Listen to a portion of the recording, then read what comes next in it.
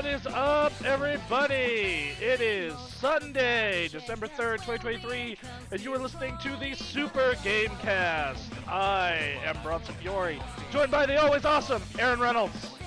Hey, hello, welcome, hi, oh god, it's Sunday morning, oh, I'm dying. We're alive. I guess I'll end it here. We got coffee, locally. We got coffee. Yes. We do have coffee. Did you know what he doesn't have coffee? I got coffee. Oh, okay, we all got coffee. Good. You got a free cup. Yeah, Sure. it looks like coffee. It's really just fucking peppermint schnapps. Yeah, straight peppermint schnapps. I got to get into the season. But yes, that's the HR Ninja, Jesse Pewitt, and then finally we have our Good mod. timing. Good timing. Yep. Yeah. And then we have our mod mommy, the wielder of the bandhammer herself, Emily Hulslander. Reunited and it feels so good. Yeah, we took a nice little break because of moving and the holidays and a million other things happening, but we are back. And people being out of town. Aaron. Yes, people being out of town. That also happened. That also happened. I'm Just about, giving you shit. Yep, gonna be out of town again on the 22nd. Don't know how we're gonna. Actually, that's Christmas Eve. Are we doing a Christmas Eve podcast? That's a good question. We should do Are like. I We mean, can it's solve this now on the show. yes. I won't be in town, so. Well, So that's a You got a no. laptop, homie. you don't want the mic quality of that laptop. No, you do not. I haven't tried my laptop. I don't know if laptop mics have gotten better, but They I have. imagine. They have. My laptop mic is actually pretty good. The problem is my laptop doesn't have a webcam. Oh, see, that's the problem. Yep. I need to test my Chromebook on that one, so. They made a very tiny gaming laptop, and part of that is, bro, we can't put a webcam on this. So. Wah, wah. Hey, but we're back. We had a long vacation, and we had personal stuff going on, but we're back. The show is back. Yes. Mhm. we're here. Let the legend come back to life. Ugh. Uh, I wish it felt like it was Let's go. coming back to life. Aw, Lordy. buddy. The vacation Whatever. holiday, the Thanksgiving vacation was not kind to Aaron. No, so it was great. Is that I jumped right back into work right after, and man, they went right to work on turning me to mush. Oh, yeah. That is the worst. Ugh. So yeah, but here I am, and hey, I got a sneak peek of what we're gonna be talking about this week, and Jesus Christ. Welcome to Yeah, hell. yeah, that part I definitely understand. Like I like last night, I was getting the docket done before bed, and I looked at it and I was just like, "Whoo, okay." Yep, Man, there we go. It's a doozy. Here we Yep. go. But then I looked at the what we've been playing list, and I was like, "All right, we got some good shit to talk about. At least with that." Oh yeah, yeah, We got stuff like we finally got out of Blight Town. right. We did. Jesus Christ. About damn time. God. I was about ready to start looking to real estate in Blight Town, but no. I'm surprised it didn't. Oh, So, God. with all that, Okay. let's start with our first news story. It's a small one. GTA 6 yeah. officially has a trailer 1 release date. Mm-hmm. I saw the post for this on Twitter. I was like, well, it's about damn Yeah, time. see, I got to this late, and it was posted 6 a.m. on Friday, apparently. I got to this yesterday night when I was looking through news. I just texted everyone I knew who didn't know yet, like, the image they put out, which I'll pull up the image on screen right now for everyone. They put up this image, Mhm. and I just responded with The Office. Oh my god, it's happening! It's happening! Everyone stay calm! Everybody Yep. stay calm. Yeah. Yes, exactly. That was basically And it's appropriate. It's appropriate. yeah, because I'm gonna say that right now. I mean, it's been 10 years since the last one Yeah. came out. Has it really been that long since GTA 5? Yep, 10 GTA years 5. and 2 console generations. Yep. Holy shit. GTA 5 originally came out on September of 2013. Yep. I actually have like really vivid memories of that midnight launch because that's when I was working at AT&T, and AT&T was my first job where I was making like big boy money. Okay. But that big boy money came with long hours, and I got out of work at like 11 at night. So you just hung out and waited until midnight for the release like of GTA me and 5 and called it a day. yeah, like I remember my friend Theo and I got off work late because we both had calls at the last second, as is very common in a call center if you've ever worked in one. And we get out of there at like 11:45. We have 15 minutes to get over to the GameStop. We get there, we get our copies, and then we stay up till like 4 a.m. playing it. And Nice. it was mind blowing. That game was fucking mind blowing. It was It was. madness. It still is kind of I mind drove blowing. an hour. I drove an hour and a half to get to GameStop to pick that game up for a midnight release. Wow. Yeah, because the closest GameStop to me was an hour and a half away. Fuck. Good lord. Yeah, I lived in the middle of nowhere. Oh. Hey Aaron, I've That's fair. boosted you as much as I can on my side. Can you boost yourself a little bit on your side, I can try. please and thank you? I wonder why he's quiet for you. He sounds louder than you do on my end. What the fuck? Okay. Running streams.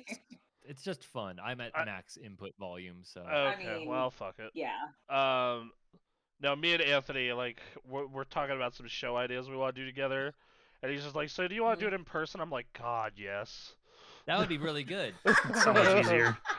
It's like I was just like, "Please come over here. I got a couch that we can record from. You know, we could do the old giant bomb setup. You know, like, Dude, I Look. will pay good money to see that shit. It's just, yeah, no, the struggles of streaming is so difficult, and it's all, a lot of it is done by the computer itself. yeah." Mhm, Yeah. mhm. What are you doing? What are you telling me? This can't be real. And then you reboot it and the settings change. Oh, God. Ah. Anyway, yeah, and then I look at the last game they made, which came out 6 years ago. For those of you, or no, 5, going on 6. Which was Red Dead Redemption 2, and I'm like, okay, that game was like nuts. Like that game was like Right. that game is still technologically impressive. Right. And yeah, it like I'm like, how do you do this for a GTA 6? Like how? You know, I can't wait to see.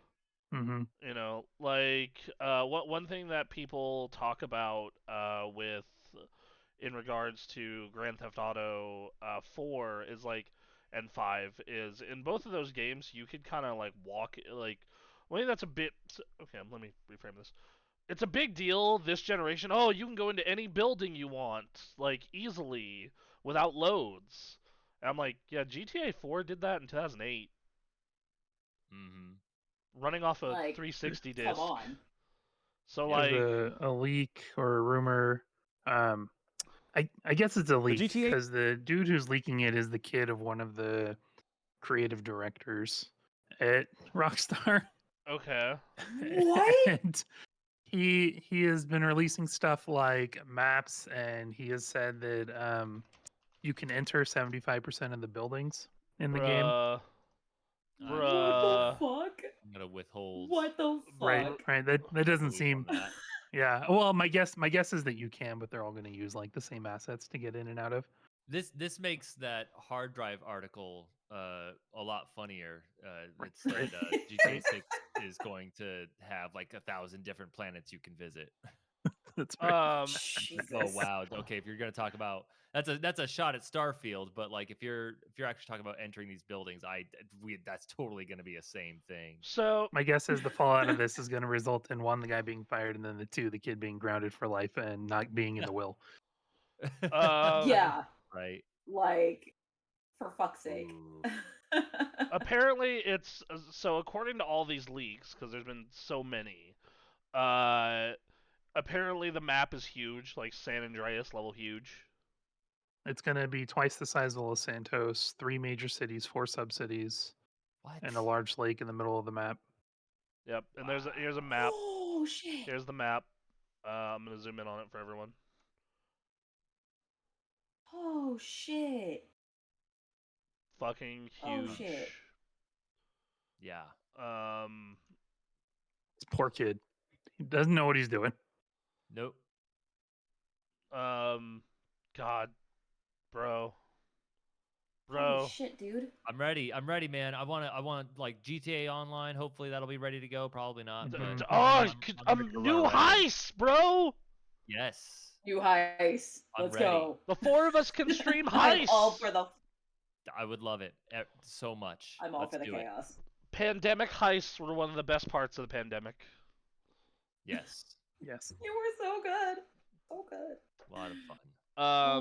Okay, so, yeah, man, I'm excited. That said,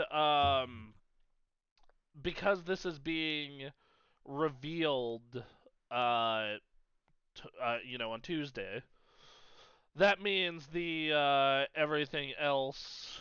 That means the actual game will be out in 1 to 2 years, knowing their track record. At least. Ugh, that hurts. Like, hold on, let me see when the first Red Dead Redemption 2 trailer came out. So the date on this is 7 years ago, so oh god, it took like multiple years for Red Dead to come out after the first trailer. And then the first real trailer was 6 years ago, so it took about a year from trailer 2 for Red Dead Redemption. In the case of GTA 5, that first trailer hit in 2011 and the game didn't come out till 2013. So, given their track record, it means we're getting GTA 6 in 2025. Damn. Late 2025. Fuck. Yep. This sucks, man. It does. It does suck. I agree with that, but on the other side of that, man, who is ready for some fucking Grand Theft Auto? New Grand Theft Auto. Mm-hmm. Well, yeah, I am ready, but now it's gonna be so long. I'm gonna have this trailer, and then I'm just gonna shut down. Oh no! I'm gonna do exactly what I did for 5 and exactly what I did for Red Dead, where I'm gonna watch the trailer over and over and over for like a year, and then they'll put Just out to keep that high momentum going. Yeah, and they'll put out trailer 2 a year after that. And I'm gonna watch that over and over and over and over and over and over until the release date. No, because like 3 to 6 months prior, they always put out a video of they always tend to put out a video that's like, oh, here's like here's like all the things you can do. Here are the characters. Here's whatever the fuck, and that's what I'll end up watching until it's actually out. Who knows? I might double back and go play older Grand Theft Auto. Yeah, right. No, that'll be a good time to jump back in. I you know what? Like stream GTA 4 campaign. There you go. GTA 5 campaign 2. Sure. All right. So that's that. That's Grand Theft Auto 6. That's kind of the happy news we wanted to discuss. That's finally happening. Thank God. All right. I'm ready for that trailer. Yep. Mm-hmm. Yes, you will definitely see that on the show next week for sure. Yep. So then we have Jeff Keighley weighing in on this Dave the Diver controversy. Oh yeah. So for those of you that don't know, the Game Awards revealed their nominees for each category. Not any real big surprise other than Best Indie Game, which had Dave the Diver on it. The problem with this is Dave the Diver, it's not published by Nexon, but the company that made it has received funding and investments from Nexon in a big way. So it's not independent. And so basically, many folks pointed out online that it's not an indie game. Keeley took questions from the chat about it, and basically it boils down to, hey, you know, like independent is a broad term. Does this mean the budget of the game? Does this mean the source of the financing? Is it team size? Is it the kind of independent spirit of the game, meaning kind of a smaller game that's different? Everyone has their own opinion of this, and we really defer to our jury of 120 global media outlets that vote on these awards and make these lists. I think in the film industry, there's like this budget can't be above this amount. And then, people bring up that technically Death Stranding and Baldur's Gate 3 are indie games then. Um, yeah, I just so what this tells me I is mean, it's Baldur's Gate is 100% an indie game. Like,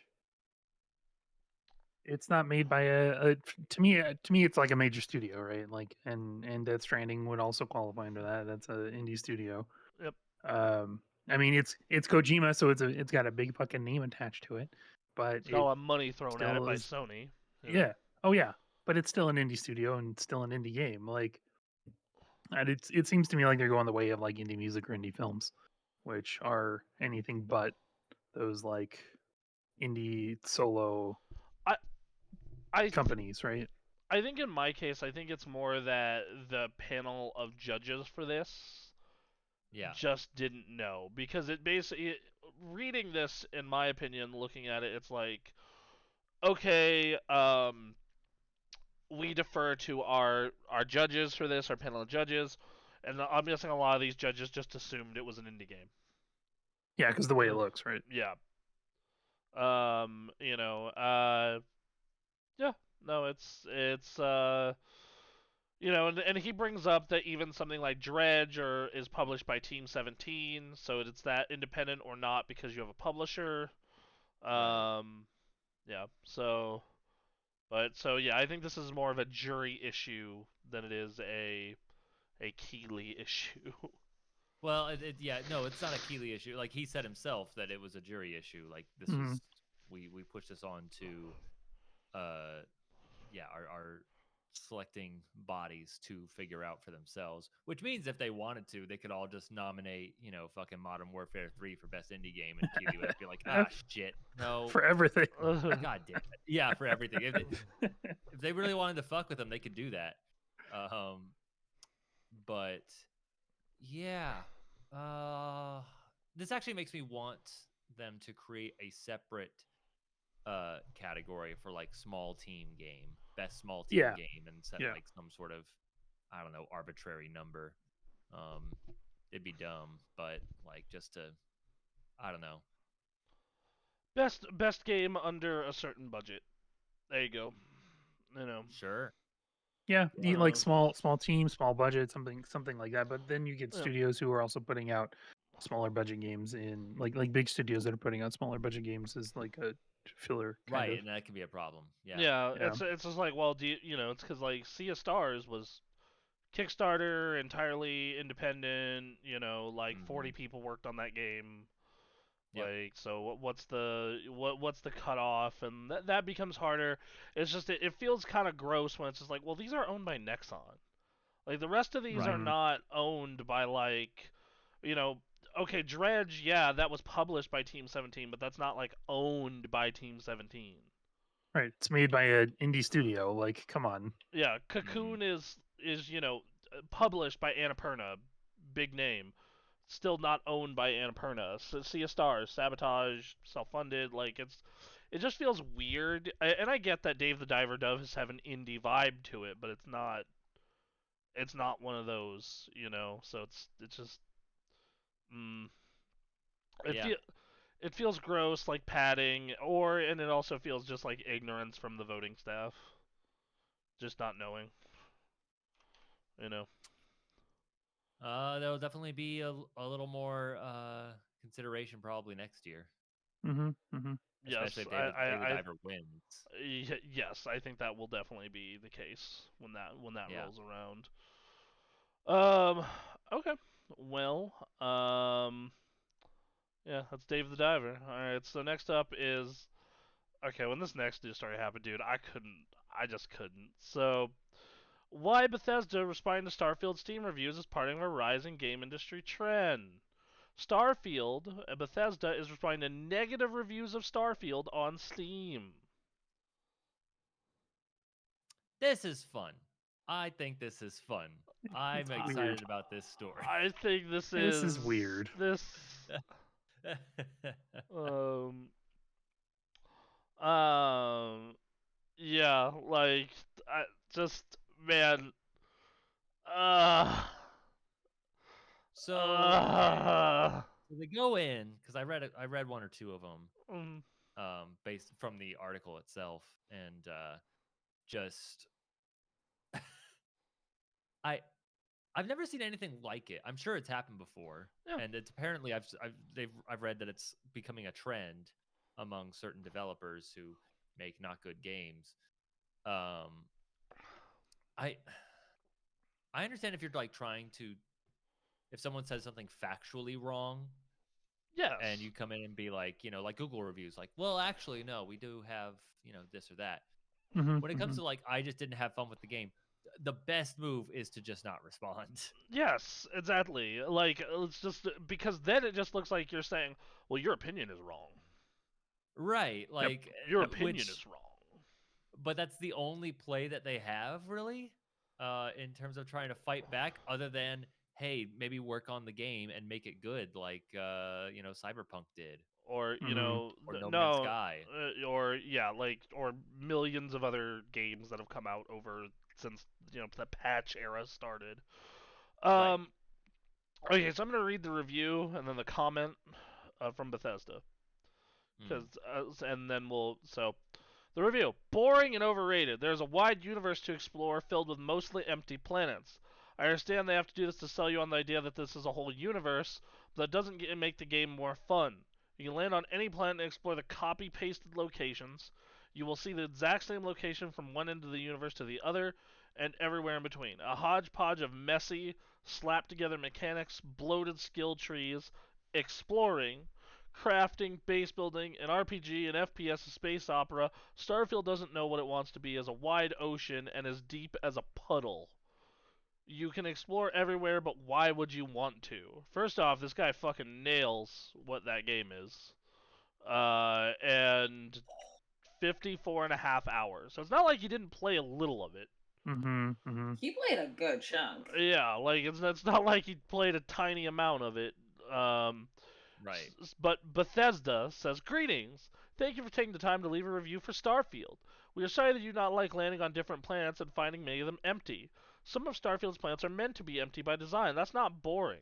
When the astronauts went to the moon, there was nothing there. They certainly weren't bored. The intention of Starfield's exploration is to evoke a feeling of smallness in players and make you feel overwhelmed. You can continue to explore and find worlds that do have resources you need or hidden outposts to look through. To provide feedback for development for Starfield, please submit your feedback using this form here. Never stop exploring. Bethesda customer support. I just want to say, Bethesda took the shade that was being thrown at them and threw it right back. Like, Jesus. I think like that the statement to me screams like, "Are you saying you're better than an astronaut? Are you like?" Because and that's what I was saying. Immediately triggered me because not triggered, but like it reminded me of his memory. We were playing WoW, and we had to get a pug to finish this raid, and we're like, okay, here's our strat, and the dude's like, that's not how Method did it. Why are you doing it this way? This isn't how Method does it. And Method is one of like they're the third best guild in the world right now. Yeah, and he's like, this isn't how Method did it. Are you better than Method? And this screams like the same exact energy to me. Are you better than an astronaut? It's not what the astronauts felt when they were on the moon. Oh my god. Damn. when astronauts were first standing on the moon, there was like an inch of whatever suit they had between them and death. Yeah. I don't know, man. And even then, they still got like a car, jump around. That's fun, but like, you cannot expect that to feel the same way. Right. It's a video game. Like you need to make your video game exciting and interesting and all this other stuff, and it's just it's not. Like, anyone who's played it will tell you landing on most of the planets in Starfield is piss boring. Like, fact. There's almost Which was nothing on always a most of them. concern. Yeah. And just because, like, oh, that's what space is, like, cool, but the rest of this game doesn't function like actual space. Right. If I wanted to be an astronaut, I would have gone to school for that shit. Like, come on. Well, no, I am fine with you making a space sim. My issue here is, like, okay, but then explain why, landing on a planet requires a load screen, even though other games don't when you do that are space sims. Mm-hmm. Like, if you wanted to make this a space sim, Bethesda, because that's what it sounds like, you're trying to simulate the feeling of being an astronaut. Uh, Yeah, because, well, so, yeah, when did they start development on this game? like 2018, 2017, sometime around Which then. is not, like, say what you will about No Man's Sky and the way it launched. You could fly down with no loading Yeah, and that screens came out in to advance. 2016. Yeah. In the Like, era before the SSD was common. Mm-hmm. yeah. Mm-hmm. Yeah. Like they, I don't know what they were, I don't know what they're thinking. The more I hear about this game, the more it just sounds like they wanted to. That was always the real worry. This was the worry, was like, here's the team that gave you Skyrim and Fallout 3 and Fallout 4, and it's like, that's great, but some of that is them writing on this world that's been created before them. And now you've got to create a whole brand new thing, and it can't just be, generic space sim, and then there's like some Bethesda jank, and Bethesda guy turns to you to have this conversation. Yes, well, especially because, like, and I said this when we did our review, whatever the fuck you want to call our impressions of it, whatever the fuck you want to call it. Yeah. Times have changed. Other games have come out. Like, Cyberpunk exists. Cyberpunk is a game where you can go into almost any fucking building and there isn't loading. Right. Like, Cyberpunk, No Man's Sky exists. You can go from the fucking planet up to space with no loads. Like all these, like, games have progressed. This game doesn't feel like it's progressed. It's like they're just coasting. This feels like a fucking, like, this feels like, okay, this is maybe a bit mean, but this is like the level of work that goes into a new Madden, but over 5 years. Okay. Yeah. Like, yeah. Like I don't want to take away from them making all these assets to make a brand new world and all that, but, like, clearly they used, like, the procedural generation of planets and areas as, like, a crutch, and then, like, did not think, like they have since 2006. Yeah. Oblivion, procedurally generated dungeons. Fallout 3, procedurally generated shitty subway dungeons.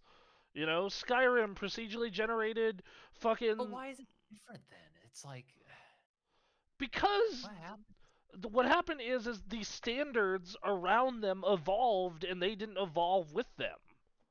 I don't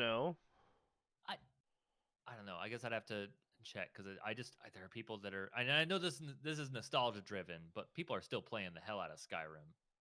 Yes, I mean partially, but, like, how many of Skyrim is one of the best selling games of all time, but, like, it's Yeah. That's part of that also, but, like, you look at the hardcore audience, like The Witcher 3 happened, homie.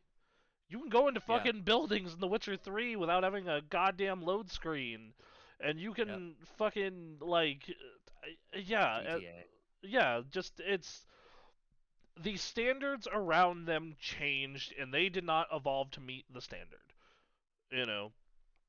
That's period. That's what it is. Like, if they did that, then it would have the No Man's Sky going from planet to atmosphere. It would have the Cyberpunk just going into buildings. It wouldn't look like shit. They seem to just look at their own game's history for comparison and didn't really look around. Yes, like, but like, and even then, it's not like it's a jump over Fallout 4, like a big Right. jump. Like, y'all play Fallout 4 in the past couple of years, because like it. There's some people that still do.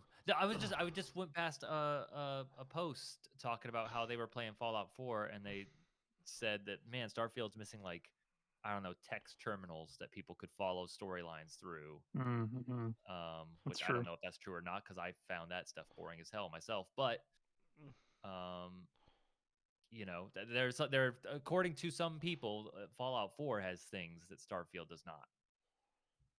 Which is fucking crazy. Crazy. That's fucking nuts. Like, what? Crazy. That's insane, dude. Oh god. Mind-boggling, and it's really tragic because you see how Todd Howard speaks, and you see how some of these Bethesda employees speak. It's like, God, it sounds like they worked hard on this. It sounds like they're really trying to sell me something, and maybe that's my bitter, jaded mind. But Sure. like there's a video that came out with Todd Howard years ago. It was a meme video of Todd Howard just telling lies constantly. And this was around the set to the song "Tell Me Lies, Sweet Little Lies." Oh no! And this was regarding the launch of Fallout 76. But oh, someone made a new version. Of course. Oh, for Starfield. No. Oh man. Oh yeah. No. Yeah. Thanks, internet. Oh, it continues, and we're probably gonna get another one in in like 8 years when we get the next Elder Scrolls. Yeah, Oh, whenever God. that. Yeah. No. Oh God. Just fuck, dude. Just. This ain't good. Yeah, Oh, and I remember being on Twitter when Starfield launched and saying, like, I put my 5-6 hours in, and I had very harsh things to say, and people are, you have the standard arguments, you didn't play enough, fucking, like, all this other shit, and then, you get people being, like, agreeing with you, some people being like, oh, it's not that bad, it's like, oh, God. Yeah, it's currently sitting at a 69% mixed reviews on Steam. Where? By players, yes. Critics, it's sitting in like the 80s. But Is this on Metacritic? No, this is on Steam. Steam. It's Steam reviews. And yeah, and then like the game is $70 because of course it is. New AAA title. Yeah. Like here, yeah, I pulled up the Steam page, and all right, so this person played 75 and a half hours. All right. Okay. So I played 75 hours because I needed the dopamine fix. Looking back, it's a boring story and a boring world. Also, I cannot get over this one mission I thought would be awesome, finding a ship launched from Earth 200 years earlier with the offspring of the original crew finally finding humanity, and they have the same computers with the same operating system on their same ship as the rest of the universe. Why? And I'm like, all right. So, the fucking Jesus. Every time I see, I'm sorry. Every time I see one of these developer comments and get to like, I know. I'm just like, all right. Hi, we appreciate you taking the time to provide your review, and sorry that you did not enjoy your time in Starfield. If you feel that things are getting boring, there is so much more to do than just the main mission. There are many side missions where you can learn about people and the story of Starfield. You can take time to explore various plans for resources and items, break the law by smuggling and selling contraband, build your own outposts and starships, and customize them for your enjoyment. There are many things to do, and you can visit our Discord for further ideas from other players. A link to that Discord. Starfield is an RPG with hundreds of hours of quests to complete and characters to meet. Most quests will vary on your character's skill and decisions, massively change the outcome of your playthrough. Try creating different characters with different backgrounds and characteristics that clash or opposite of your previous character. You will feel like you're playing a totally different game. No, you won't. Put points into different skills from a character you've decisions to make. now faced with completely different decisions to make and difficulties to encounter. There are so many layers to Starfield that you find things you never knew were possible after playing for hundreds of hours. Even after completing the main story, your adventure doesn't end. You can continue on to New Game Plus and keep exploring Starfield and all there is out there. Please provide feedback for development of this loop. Please return playing our garbage video game. It seems a little tone deaf. So somehow I don't think that last sentence. No, but man, so this next one is super harsh. It got a development response, and I need to find out what it is. Oh no. Oh boy. Alright. So this guy played 20 hours. Boring, empty, soulless, unpleasant to play. I'd say that's alright. Todd told me I'd be exploring space, not fast travel menus. Fuck. God damn it, Todd. You don't really explore anything at all. You just teleport from desolate wasteland to desolate wasteland. Then your spaceship sets down a 15-minute walk from a copy-paste POI you'd been fetched quested towards. Every chump space bandit has 3 health bars, infinite empty planets to aimlessly wander across. Dungeons and caves don't just have no rewards, they have no enemies. Dead-eyed NPCs blather at you with dialogue as wordy as it is boring. Quests range from tedious to nonsensical. Space combat is so disconnected from everything else that's practically a different game. The game's design is fundamentally flawed that I don't think the modding community will be able to fix it. Every element of the game is disappointing, and on top of that, it's ugly. The only envelope this game pushes is the fidelity of its clutter objects. The Bethesda magic is gone. That guy did not like that game. Ooh. Oh, that was rough. The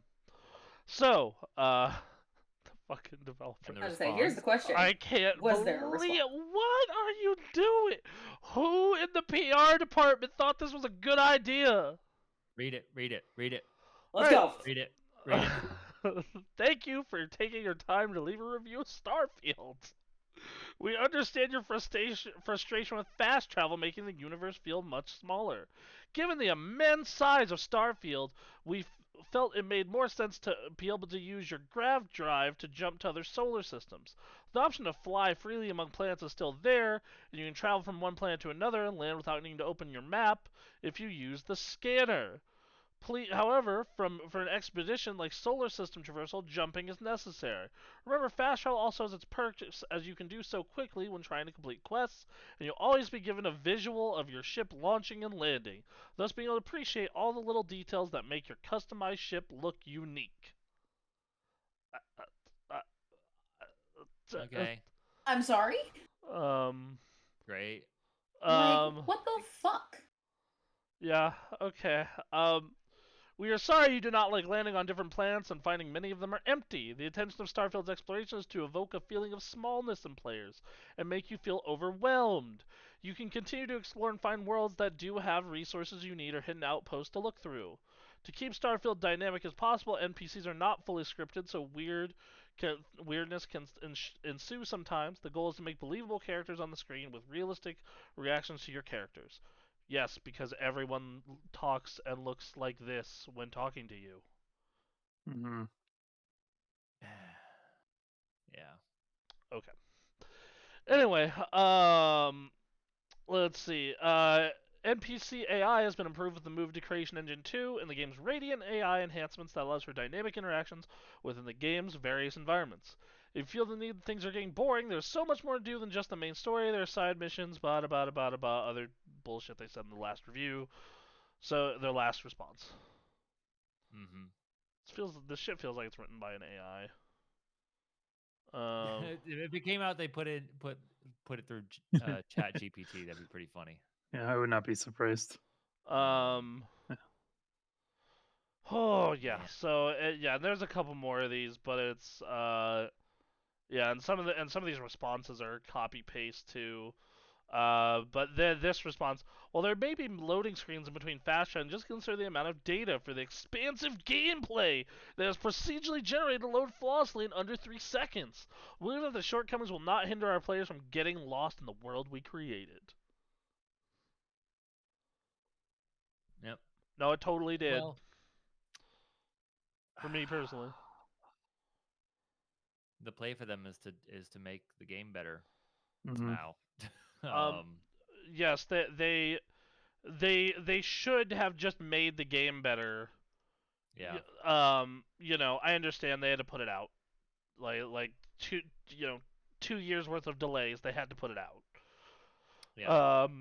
But man, like just And here's the thing: is they already have a number of playbooks already written for them on how to make their game better over time. yes. And they actually have done it somewhat themselves, at least from the sound of it, with Fallout Mm-hmm. 76. Mm-hmm. So get to it. I would stop worrying about writing these responses. I would probably stop that and just work on making the game better. Well, especially because like all the response to these is just people bagging on it even harder.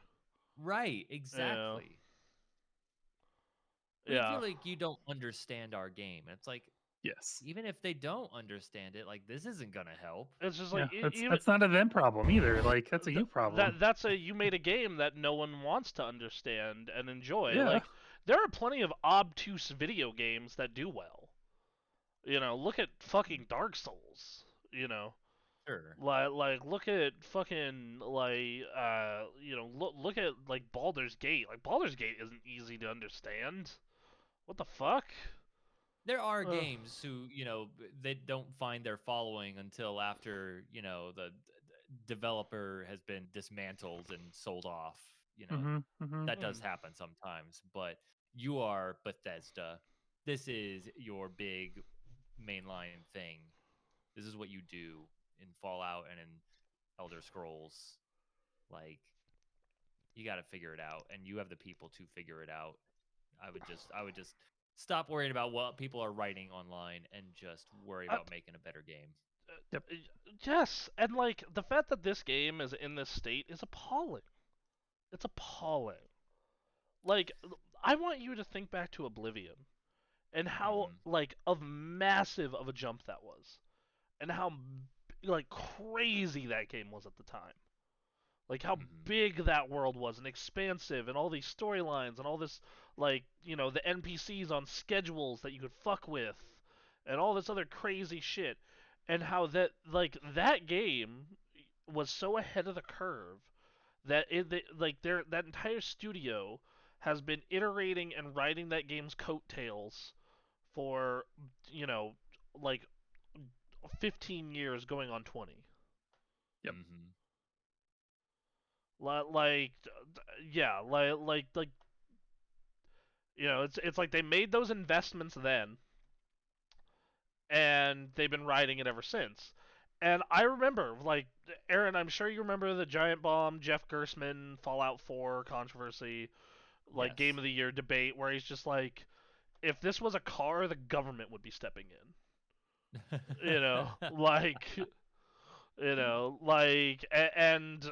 And then they took those criticisms and they acted on almost none of them for Starfield. I'll say one thing, and that is I've heard less. They're still there, but I've heard less about the bugs. I mean, that's great. I've also heard that apparently it's also harder to mod. Like my girlfriend was talking about that the other day to me. Oh, that's no good. Yeah, like it's harder to get. Those are the people who tend to make your game good. They want to release mod tools, I guess. Yep. Oh, really? Okay. Yeah. So, well, they should probably get on that. That's the best hope that they have.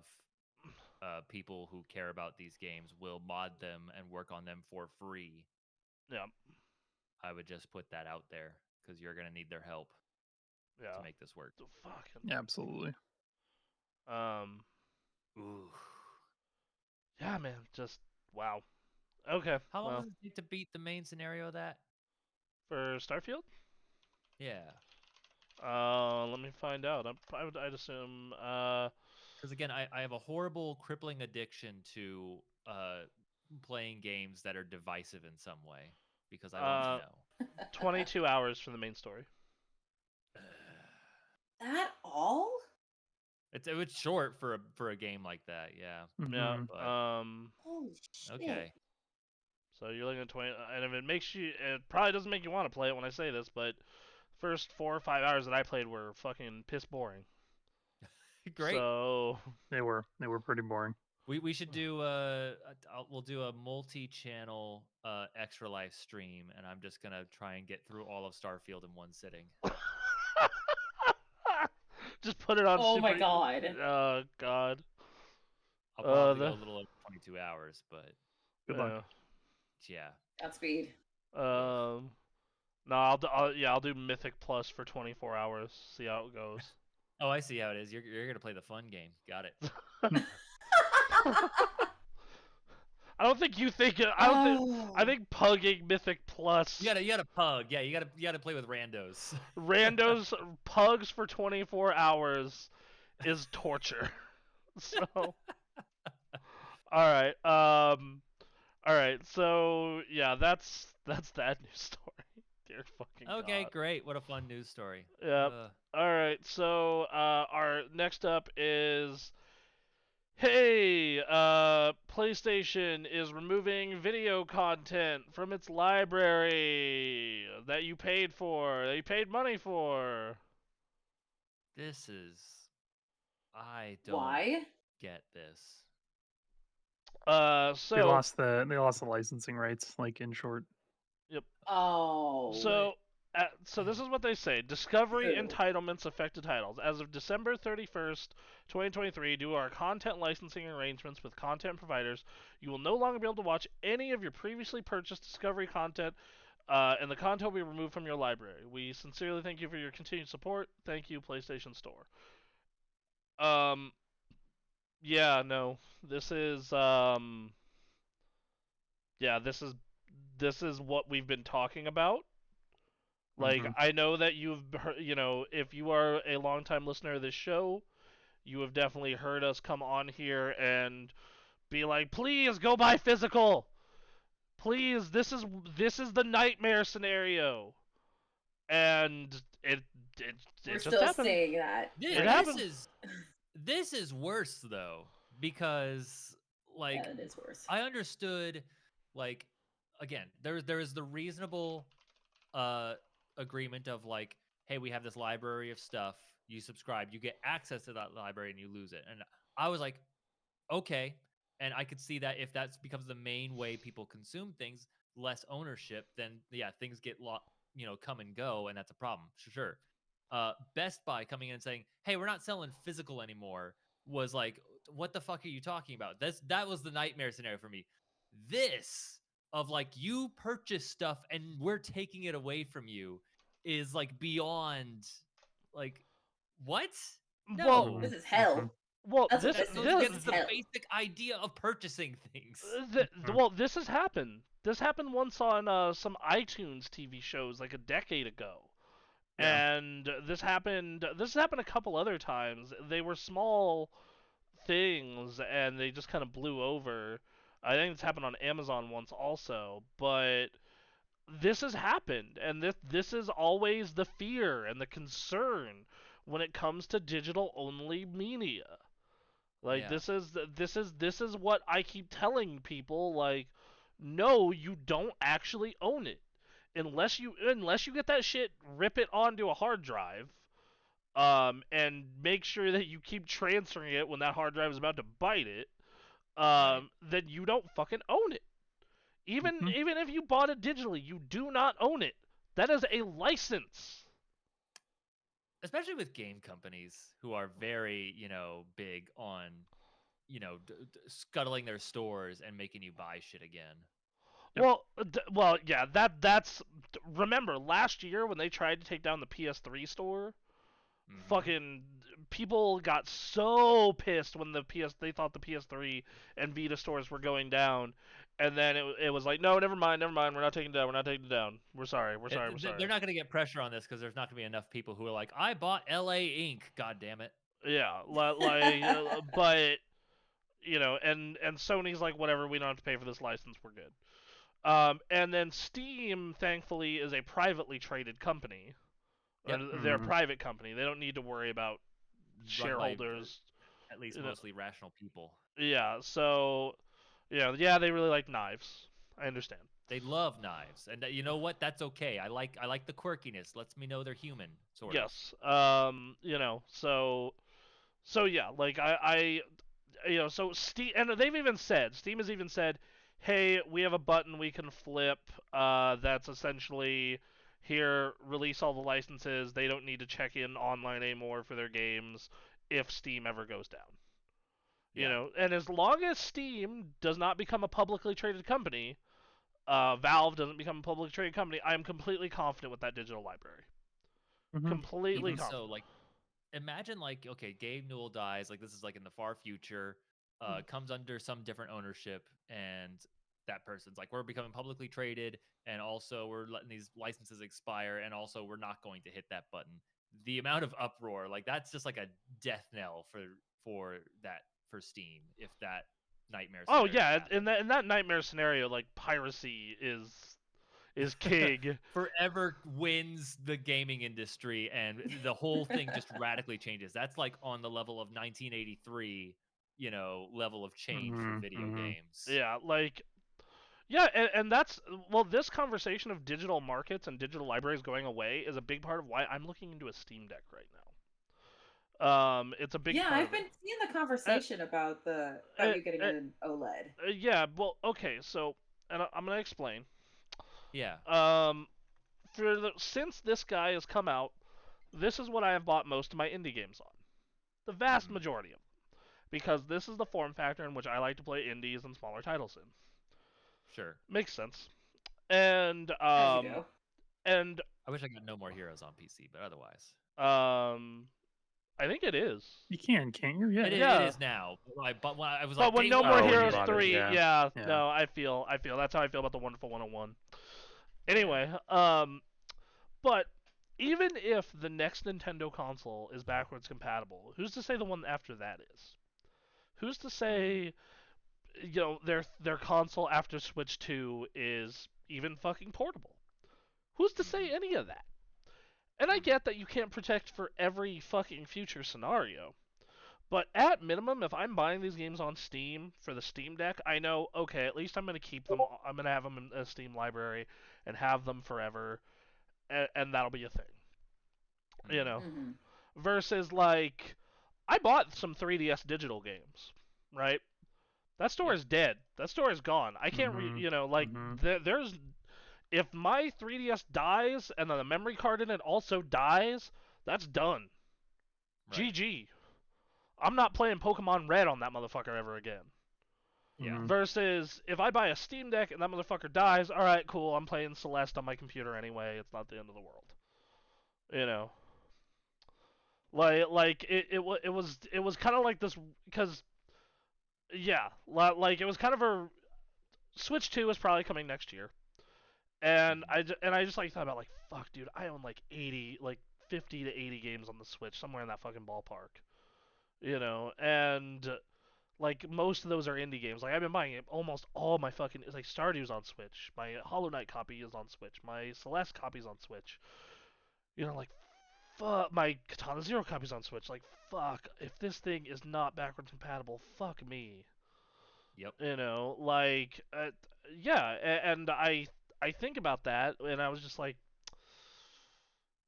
Steam Deck OLED did kind of fix almost all of my problems with the fucking Steam Deck. Right. Fuck. Fuck. Steam, and you can add other stuff to it to make it be on Steam. Yeah, I mean, like, it's just a PC, right? Like. Right. Yes. So, and that's well, like, that was a big part of that, but it goes back to that digital, you don't own this shit. Like, Steam is the closest one to you owning this shit, and we just went over the hypothetical nightmare situation.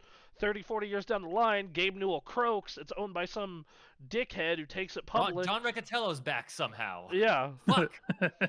It was me, Dio. Yeah. Yes. Gabe Newell's 61 years old.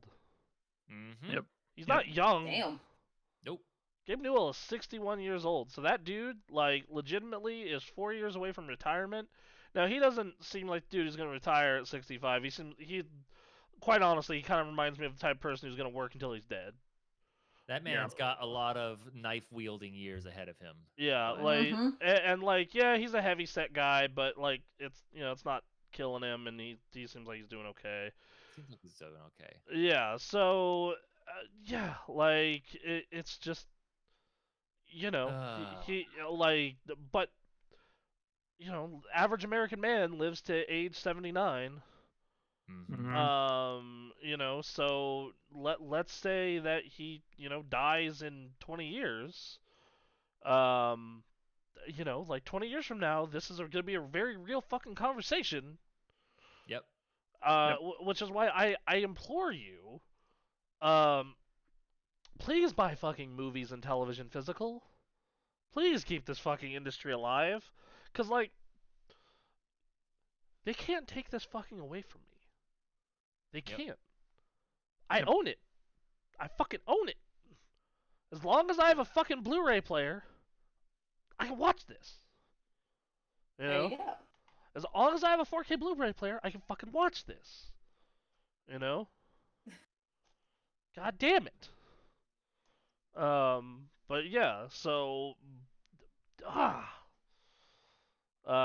yeah, no, that's very similar to. I wonder if I have those South Park episodes I downloaded off the Xbox store. Oh, those are still alive. I actually, after this news story went live, I kind of checked my digital libraries, and like, if you still have access to that Xbox Live account that bought that shit, yeah, you can still go watch those. Nice. Sick. That's a big thing on why I've been so impressed about the Series X is like, I bought a copy of Geometry Wars in 2005. Yep. I can play that same copy of Geometry Wars 3 consoles later. Yep.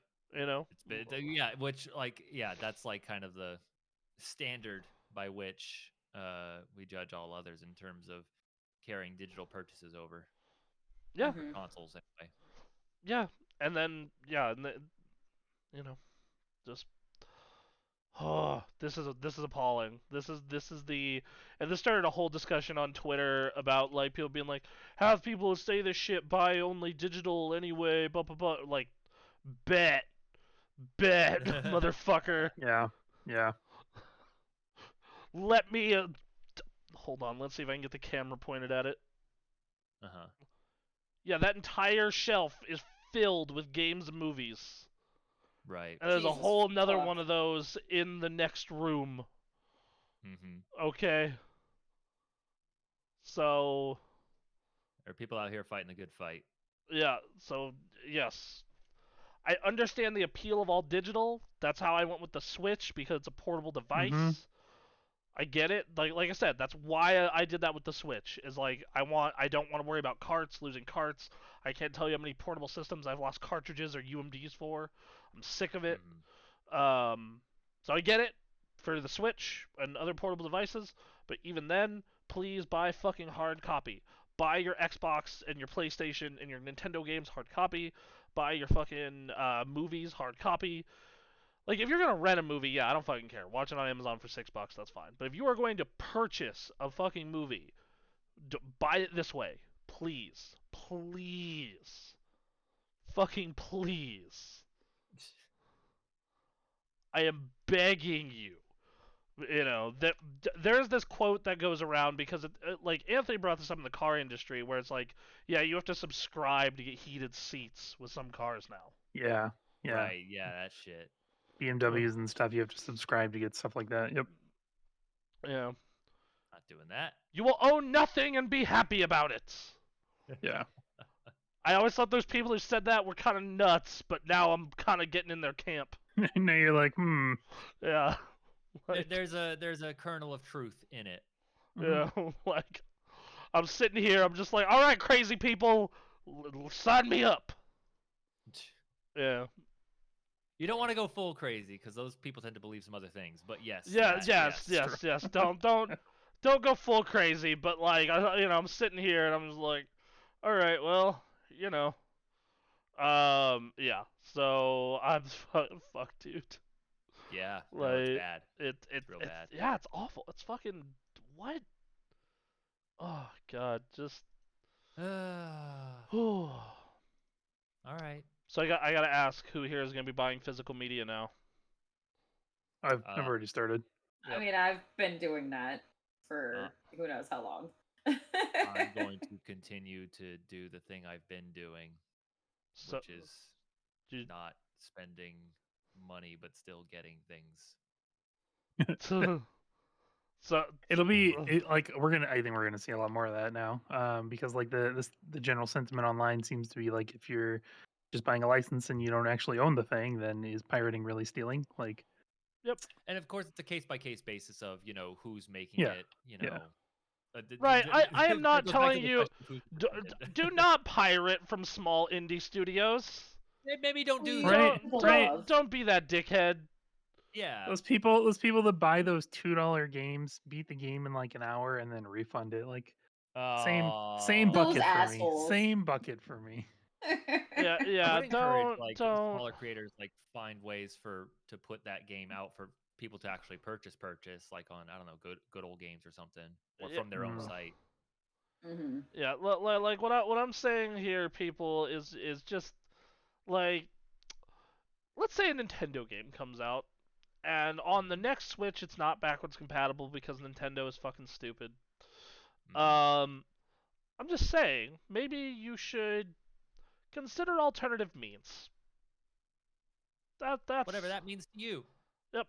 Yeah, it's legal to dump your own games, just FYI. Yep. If you own a game, buy Lethal Company, goddammit. Yep. Oh, it's so good. It's good. Well, and that goes back to another thing. It's like, okay, these digital stores are going down. It is legal to dump your own games.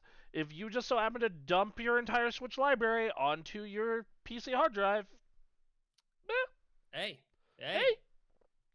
what you gonna do? Listen, I have 2 of these because one is infinitely easier to hack.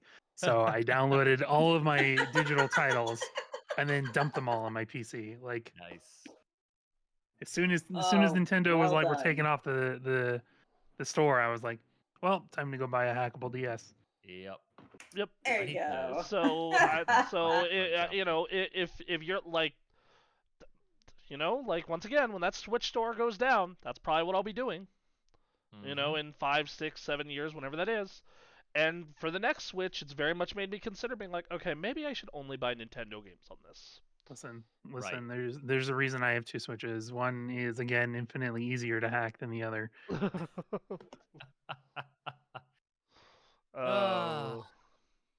And this wouldn't have to be this way if corporations and people doing these deals weren't shit. Yep. Mm-hmm. Be happy to support if they didn't have their head up their own asses far. Yes, it's like if Nintendo was literally willing to just carry the library to over forever, like, they would have so much money and so much comfort from me. Yes. But now I'm like sitting here being like, all right, well, the next portable might not be backwards compatible, and I'm not sure about their future ever, so let's try and find a PC-based handheld to play all these fucking indie games. Like, that's what it is. Like, it's the way it is. It's the way it is. Wild, man. That's nuts. It's nuts. Absolutely nuts. All right, is there another news story? There is. There's more. Great. There's always more. There's always more. Always. Okay, so the last news story we have is regarding that completionist charity video. So, a couple... I saw this headline, and I didn't even bother reading the story. I'm just like, okay, Here we go. I'll find this out live on the show. Okay, so who read into this besides me? Ninja? I didn't read the new one. I just saw that a new like thing had been posted. Okay, all right. So I think you're the only one. Okay, well, we're all going into this. I'll do my best. I'm here to be informed. So, for a quick recap for everyone, the Completionist has been doing this charity called Indie Land for about a decade, and ran a charity foundation called the Open Hand Foundation for longer than that, to raise money for dementia patients in honor of his mother. Simple as that. Okay. And they, for the past 10 years, have donated none of the money. Like, someone looked into the tax filings of the foundation and found out none of the money was donated. It's all been just sitting in a bank account for 10 years, which is bad for multiple reasons. The first is like that money has lost value due to inflation. That's the first big one. Second off, you've been telling them you've been donating it, but you haven't. And then third, he has gone on shows listing organizations that they're helping and working with that haven't received this money, like UCSF. Okay, yeah. Yep. Great. Okay.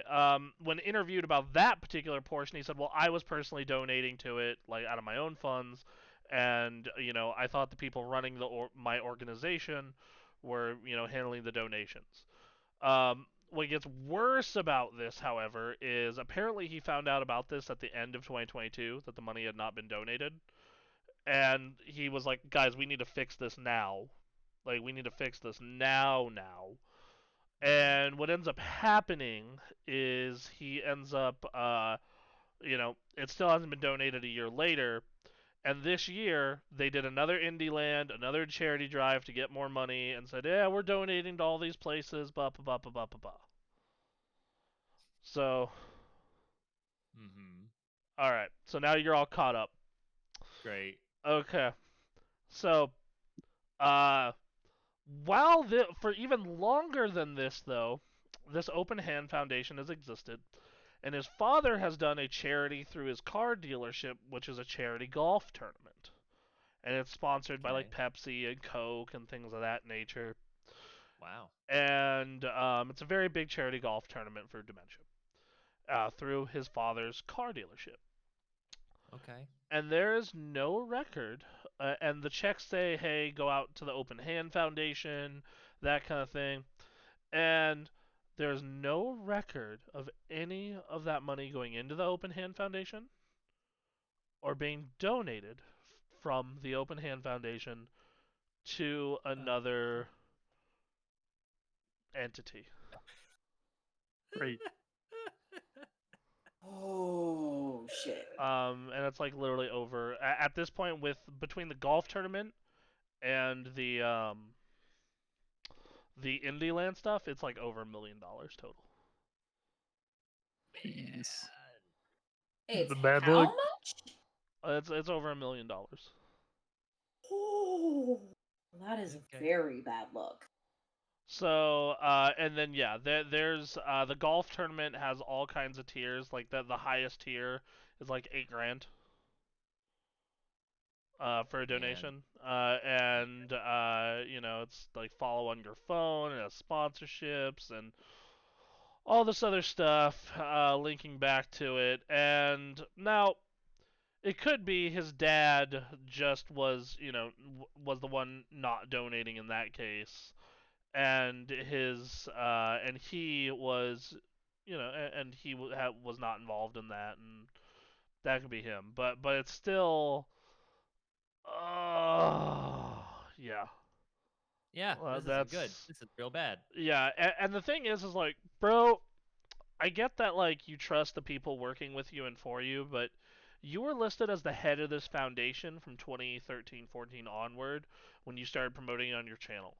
How do you not check into this if you're the head of the foundation? Right. How does that happen? Even if he's completely innocent and everyone else is the one doing the bullshit, at the end of the day, it still falls on him because he was the head of the organization. Yeah, exactly. And like at best, it's negligence. It's criminal negligence. Yeah. Right. And he'll be going to jail. And at worst, this is him and his father scamming charities in the name of his dead dementia mother for over $1 million. So fraud, basically. Yeah. I'm with very a little hopeful extra for the former, sprinkled in there. but it's not. It doesn't look good. It doesn't look good at all. No, it doesn't. Nope. I highly recommend you look at Carl Jobst's video on this. He has been the one reporting. He's been the one that interviewed the completionist about this the first time, and asked him some questions regarding it and got him on camera regarding it. So yeah, like I highly Is this what recommend. you linked in our thread here? Yes. I'm gonna put So that yeah. in chat. He has a bunch of video. He has this video, the original video, and the interview all on this channel. There's been some other good people that have, and then say it's them, and it's a company known as Some Ordinary Gamers. Those have been the two people. Mudahar. What? Mudahar is the guy that runs Some Ordinary Gamers. Yeah, It used to be like a group of people, but now it's just him. Yeah, so Mudahar, Some Ordinary Gamers, and Carl Jobs. Those are the two people that you need to be looking into. And their videos on it. You know, Some Ordinary Gamers put out a video 22 hours ago on it that I listened to. Very much goes very much deep breaks it down and talks about the books on it and a bunch of other stuff. Yeah. This is really bad. This is awful. This is Mm-hmm. Once again, it's either a case of complete negligence, total and complete just negligence, gross incompetent negligence, which is still every part of this it's illegal. It's just how illegal. No matter what, this dude is either going to be paying a massive fine or going to jail. Which, to be fair, if he kept the money, he couldn't pay the fine. Or he's going to jail, which, man, that, not gonna lie, seeing one of the original big YouTubers that blew up on the platform go to jail, Yep. That would be the normal Boots group between JonTron and the Completionist, and I think there was one other. Just like, damn guys, can you not? Was it Pro Jared? I think. Was it Jared? Oh yeah, Pro Jared ended up being a fucking nut job. Wow. Yeah. Right. And that was a bummer because like Completionist was like one of the big names of leading the new G4 push. Yep. That was not one of the original members. Yep. Damn, dude. That. And then he was just in the news like just for what was it, buying the whole 3DS library or something like that? Yeah, he bought the entire digital 3DS library and donated it to the Video Game History Museum. Yeah. How do you think he bought it? Weird. Right? Yeah, exactly. That's what this all was. That's all for content. Shit. Yeah, he bought the entire Wii U library also. So yeah, man. Yeah. This is. Oh God. Yeah, man. This is not bad. good. Yeah, it's awful. It's really bad. This Jesus is Christ. And I want to implore you, if you're a big YouTuber or you're a growing YouTuber, it's not that hard not to be a shitty person. Yep. In fact, it's super easy not to be a piece of shit. Like you know. Most people don't even have to think about it. And the thing is that the thing about this is like he's obviously guilty for some of this, and they obviously don't have the money. Because if they did have the money, it's like, okay, this is where immediately you'd be like, here's the bank statements, here's where it's donated to. Here's the proof. Okay, leave us. We donated it. Sorry, it devalued over time, but here it is. It's out there. We got it. We're done. These organizations went to UCSF. It went to this Dementia Alzheimer's Foundation. Fine, but it's like they've been completely radio silent since that interview. And that could be lawyers telling them, "Shut the fuck up, don't say anything." Yeah, that could be the lawyers. But on the other side of that, I feel like the answer here is no. Like, let's donate this. Yeah. And show proof of it. But I guess you can't donate it if you don't have the money. Yeah. If it's say wrapped up in investments and purchases and assets. Good Lord. Yep. Man. All right. Fun. Great. Yep. Things are going well. Yep. Man. God. All right. So if we get big, what scandal do you think we're gonna get involved in? Let's see. What, scam? Yeah, or scandal. Either way. Or do you want to? Yeah, scandal. You want to? Let's open up the scandal. What's our scandal? It turns out Bronson's been paid by Microsoft the entire time. Yep. Would not be surprised. Oh. Yep. I'm in Microsoft's books. I think Right. that literally would be it, because we have spent so much time going to bat for Microsoft up until this year. Yep. They definitely need to pay me more if that's the case. All right. So. All right. That's the news, man. I believe that's everything. Yep. Great. So, yeah. What a week, man. What a week. It's been wild, and at least we'll finally get a trailer for Grand Theft Auto 6. So that'll be nice, and then we'll have the Game Awards, which will bring a whole bunch of dumb drama as well. Yep. Oh, it sure will. We're gonna be streaming the Game Awards, everyone. Don't you worry about that. I will say that you will not be simulcasting it. We will be getting, I want to say 8:30 at night that night. So it's gonna be taking over our Dark Souls run that day. Right. So there's that. So be aware. But yeah, we're gonna watch it. We're gonna react to it. We're gonna go on Twitter and Reddit blackout for the afternoon, so we don't hear anything. Right. So yeah. Yeah. That's the news. How about let's talk about what we've been playing.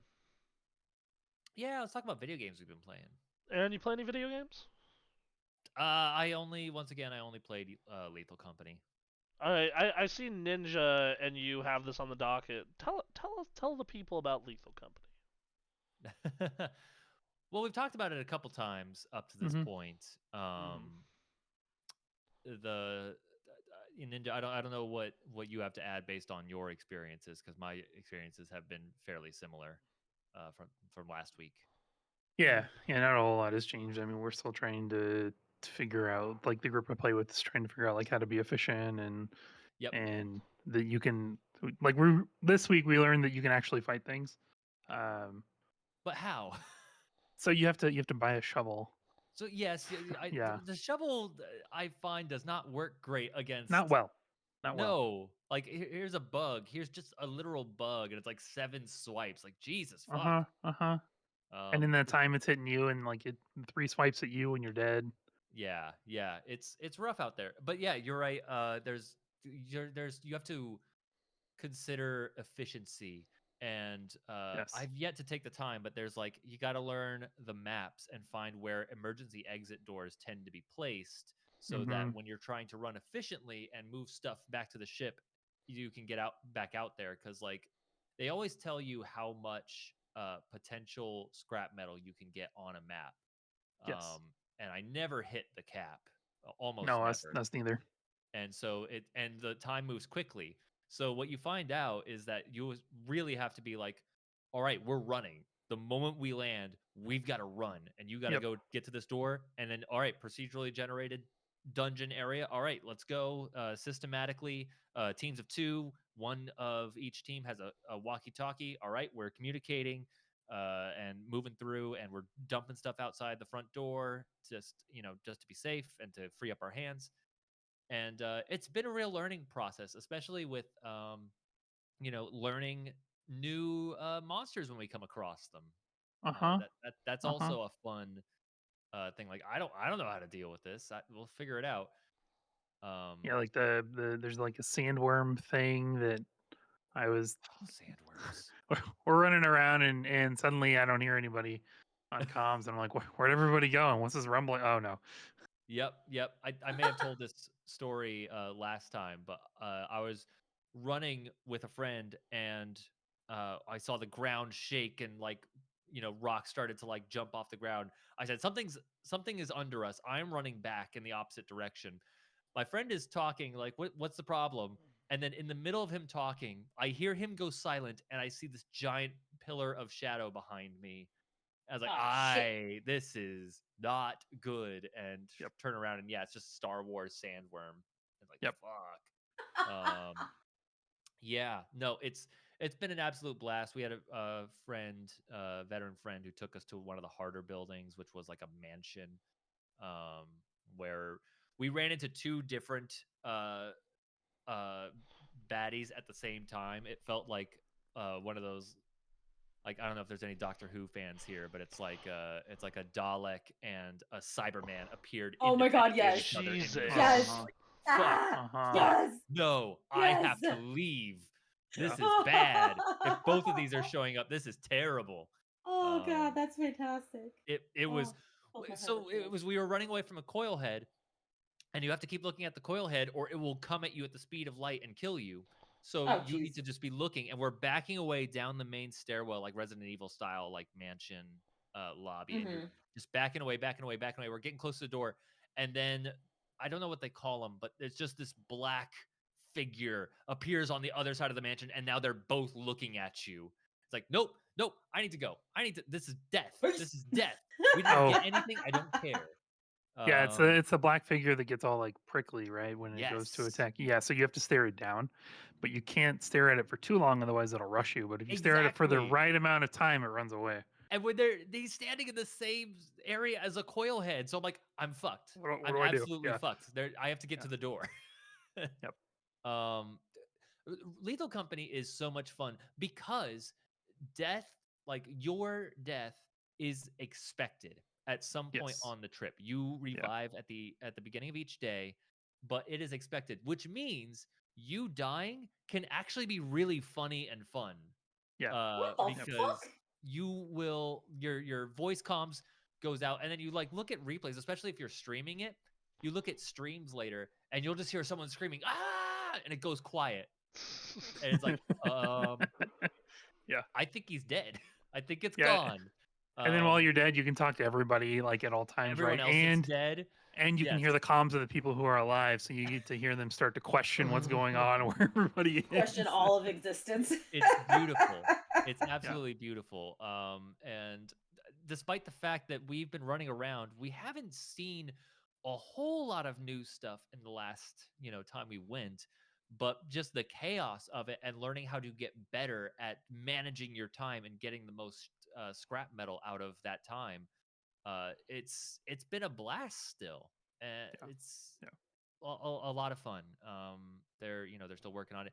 The only thing is, Ninja, I've been wanting to talk with you specifically about this. Is the mod situation with this game is weird, because they don't have them on like Nexus mods or anything like that. It's a place called like thunderstore.io has been a majority of the mods I've been seeing, and everyone is Huh. very iffy about downloading mods. Apparently, there have been reports of viruses and such. Oh, Oh I dear.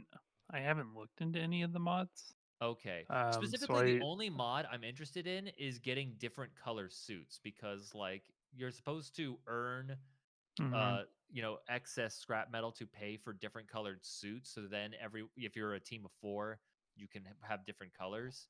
But by the time we get to 4, we die. And so it's like right, I just right. want different color suits, but it's just this weird mod situation that no one's doing it the way any other game does it, and it's very strange.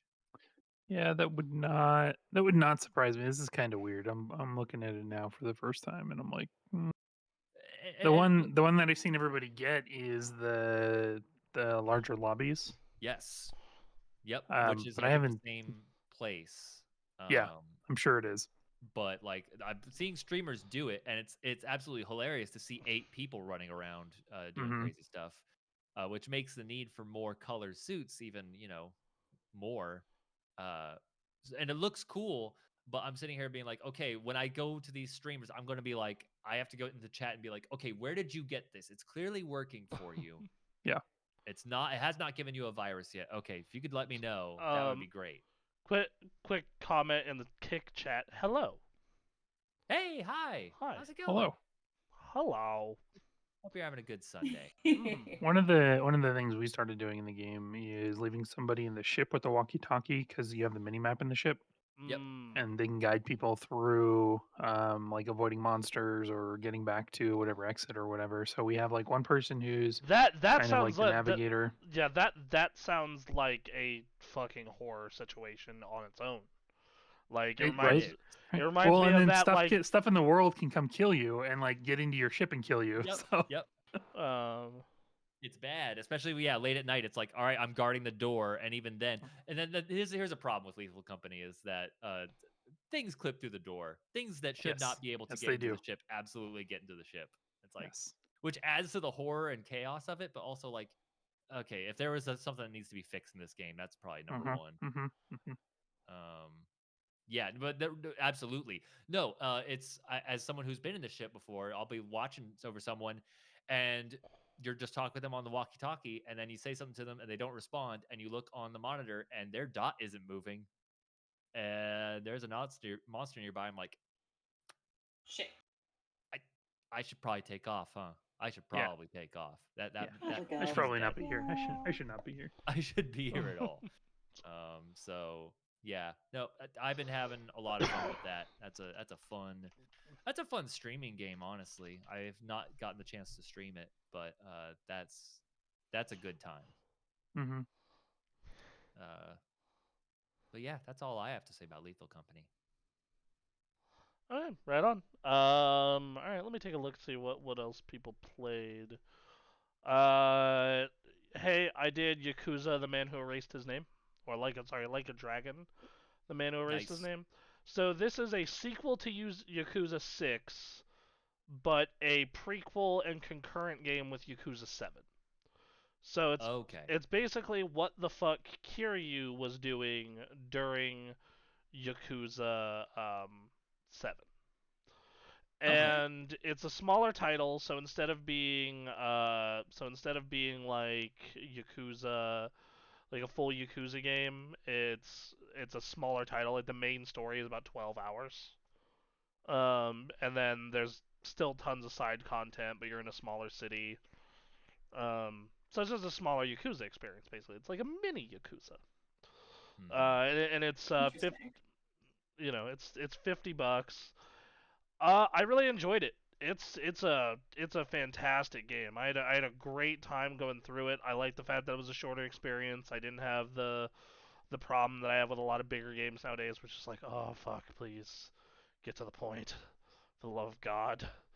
I was having a great time. It's very much standard Yakuza, like 6 and backwards gameplay of like, hey, this is a really well defined deep beat 'em up. They've added some like AI fighter mechanics to it. So like you'll have like team battles. So like you'll have these fights in the Coliseum where like you have this RPG mini game where you're building up a squad. So like I had the world's strongest convenience store clerk on my team. Nice. Yeah, I did a side quest to get the world's strongest convenience store clerk. And then me, him, and 2 other dudes wrecked the Coliseum on the silver level. Kicked ass. But yeah, it's just a brawl with like 10 dudes versus you and your 3 dudes, and it's a Yakuza fight with like hella people. So that was a lot of fun. The mini games are still wacky and weird and funny. Like there's a really good side quest where you beat up a prank influencer. Oh God! And I'm just I'm like, Kiryu would hate prank influencers, so I'm here for this. Yes. Because yeah. So there's that. I think I think the ending just nearly made me just fucking bawl my eyes out. It is so fucking sad. Jesus. It is like, and it's not sad in like a Walking Dead or Last of Us kind of way, like, oh, someone died. It is just the scenario they set up for Kiryu, because that whole orphanage subplot that comes back into effect for the ending, and it's the most sad, heartbreaking fucking thing you will experience.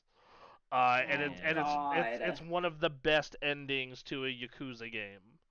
Yeah, I loved it, and I think it was great seeing Kiryu back, of course. And they have this thing where like, no, he's not Kiryu because the way the end of Yakuza 7 works is it's like, hey, I'm gonna go underground. I'm gonna erase my name. I'm a new guy. I'm a new guy. Is basically my shtick, right? And he does that. Like he's a new man, and he's basically working with the Japanese CIA is the equivalent to it to do that. Oh. But the problem is the entire Yakuza underworld knows he's still alive. So like he will have these run-ins with the Yakuza underworld. And they'll be like, "You're the fucking Dragon of Dojima." He's like, "No, my name is Jaryu, and I'm not a fucking Yakuza." And you know, and like you're just waiting for him to have the build-up of like, "No, I am fucking Kiryu, etc." And you get to the last boss fight, and you have that moment of like, fine, this is a Yakuza brawl, and the shirt finally comes off, and the tattoo happens, and it's just a shirtless fucking yeah, it's just like a shirtless brawl with the last boss, and you're crashing through fucking windows, and crazy shit is happening, and you're just like, yes, yeah, the payoff is real. Yeah, you have two fighting styles. One's like the CIA fight style where you have like this kind of like wire lasso versus the other style, which is more closer to older Yakuza. So there's that. Um, yeah, and that's basically that's it. Like, do you guys want to know anything about it? Questions? It sounds like they made a good Yakuza game. They made another really good Yakuza game, and the really cool part is it leads literally directly into the next one. Like the post credit scene is the start of the next game, and you're like, how do you know that? The next game's not out for another month and a half. And the reason is because they give you a trial of the next game. Oh, nice. Oh, that's cool. And you can only play it if you finish this main story. Right. So okay. So I demoed a little bit of Like a Dragon Infinite Wealth. I love every part of it except for the English Kiryu voice actor. Okay. Yang Ye. Yeah, a lot of people are not happy with Yang Ye. Yeah. I understand that the previous Kiryu voice actor was not particularly good to start with, right? But this is like even worse. Damn. So there's that. But yeah, no, and Like a Dragon Infinite seems really good. It continues what that game was doing, but it also adds a little bit of an extra oomph to it by every character in that game had like a special summon ability or a special attack ability. Kiryu's, when he hits his meter high enough, he can literally stop being in a turn-based game for like 20 seconds, and you can just go up. Yeah, you hold if it's Kiryu's the only party member who can do this. For like a couple of seconds, Kiryu, you can hit right trigger once you have the prerequisites made, and he can just go over and start comboing people. All right, I like it. What the fuck? Yes. Story of that game seems cool. It kind of piggybacks off of the stuff from 7 with Ichiban's mom. You don't get a whole lot of it. Like, right as I was, like, really intrigued, it's like a Dragon Infinite Wealth coming out January 26th. And I'm like, no! So, yeah, you should, yeah, play both.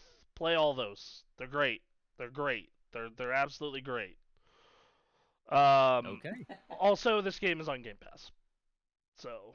Oh, sick. Oh, nice. That's cool. Oh, nice. Yep. Nice. And this is like one of those series that like sounds super interesting to me. Mm-hmm. And then I look at like how much I have to play.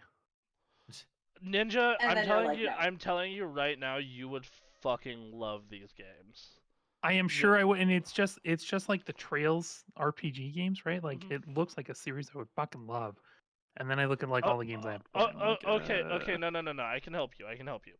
Yakuza 7, Like a Dragon, outside of some like small references to other characters, is very much a good starting point. like a breakaway point.